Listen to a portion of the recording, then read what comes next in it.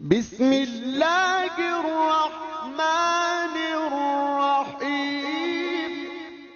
ہمارے بزرگوں نے روزے توڑ دیے لیکن کسی کا دل نہیں دکھایا۔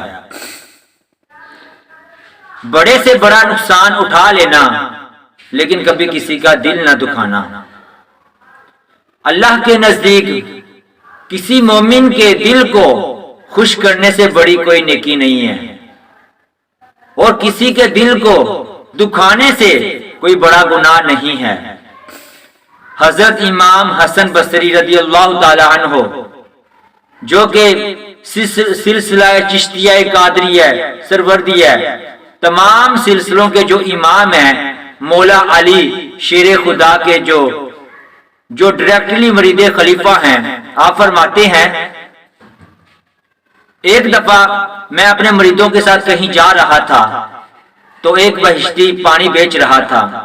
مجھے اور میرے مریدوں کو دیکھ کے کہنے لگا، جو میرا پانی پیے اللہ اس پہ رحم فرما، جو میرا پانی خریدے اللہ اس پر رحم فرما، کیونکہ صبح کا میرا پانی کسی نے خریدا نہیں ہے، میں اپنے بچوں کے لیے کیا لے کے جاؤں گا۔ تو حضرت امام حسن بصری نے پانی خریدا اور بیٹھ کے جب پینے لگے تو مریدوں نے کہا، سرکار آپ کو یاد نہیں ہے آپ کا تو روزہ ہے۔ حضرت امام حسن بصری فرماتے ہیں، بیٹا مجھے بہت اچھی طرح سے یاد ہے کہ میں روزے سے ہوں، یہ نفلی روزہ ہے، آج ٹوٹا کل اس کی میں قضا کر لوں گا۔